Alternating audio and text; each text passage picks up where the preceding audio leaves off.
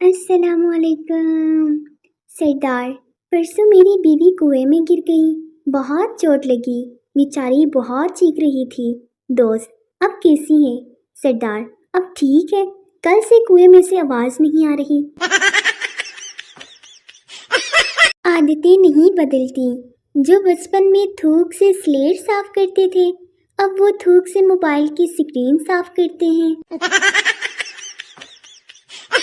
बस मैंने सोच लिया है कि बड़ी होकर मैं प्रोफेसर बनूंगी और आसान पेपर्स बनाकर बच्चों की दुआएं लूंगी।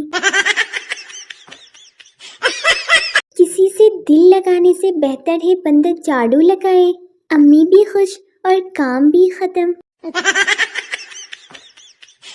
बच्चा बाप से, अब्बू मर्द किसे कहते हैं? बाप, उस पावरफुल इंसान को जो घर पर हुकूमत करता है। बच्चा, बड़ा होकर मैं भी अम्मी की तरह मर्द बनूंगा। मस्जिद में एक शख्स दुआ कर रहा था, यार अब मेरे कारोबार में बरकत दे। पठान ने आवाज लगाई, कोई भी आमीन ना कहे, सब के सब मर जाओगे। ये साला कफन बेचता है। एक चोर चोरी करके घर से जा रहा था कि बच्चे की आंख खुल गई। बच्चा, मेरा स्कूल बैग भी ले जाओ वरना शोर मचा दूंगा। बीवी शोहर से, सुनिए, डॉक्टर ने मुझे लंदन, पेरिस और अमेरिका की सैर करने का मशवरा दिया है, तो अब हम पहले कहाँ जाएंगे? शोहर, दूसरे डॉक्टर के पास।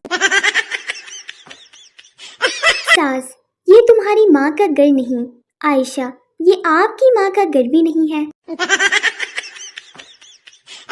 आज भाभी ने पूछा, बताओ मेरी मुट्ठी में क्या है? मैंने कहा, बाई, पता नहीं तब से क्यों घूर घूर के देख रही है मुझे। अक्सर सोचती हूँ जिंदगी गुजर गई, मगर किसी हैंडसम लड़के के सामने बेहोश होकर गिरने वाली हसरत ही रह गई मेरी। पूरी दुनिया में कोई भी डॉक्टर इस खांसी का इलाज नहीं कर सकता जो लड़की देखते ही लड़कों को लग जाती है। औरतों को खुश करना बड़ा मुश्किल काम है। मर्दों का क्या है, वो तो औरतें देखकर ही खुश हो जाते हैं। मैं समझा उसकी खामोशी मुझे मार डालेगी। फिर उसकी सहेली ने बताया, ये तो गूंगी है।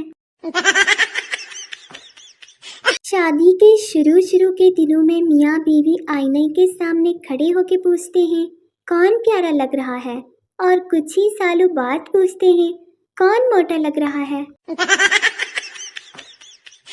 टेंशन की इतनी आदत हो गई है कि कभी टेंशन ना भी हो तो टेंशन होने लगती है कि सब ठीक कैसे चल रहा है।